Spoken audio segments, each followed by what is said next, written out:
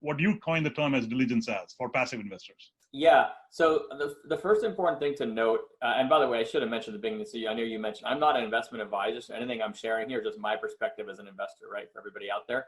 So the first thing, important thing to note is that probably one of the biggest lessons I've learned in the 18 plus years is who I'm making a bet on is probably more important than the property. And I know that's subjective, but that's my opinion. I think that the property is a very close second.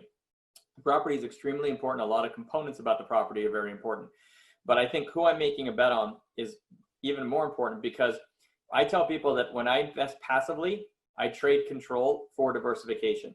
And I try to get diversified across asset classes, geographies, and operators, all three. But the point is I'm giving up control. And that means that I'm allowing someone else to make the day-to-day decisions. There's no way to get rid of what I call the 1% risks, which are a lot of things that are not able to be forecasted, but not only the non-predictable risks, but even the fraud, mismanagement, Ponzi scheme, you can never get rid of that risk 100%.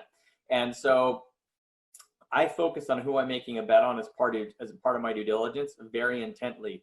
And there's a couple different ways I do it, in more tangible and intangible ways. And that's where it becomes,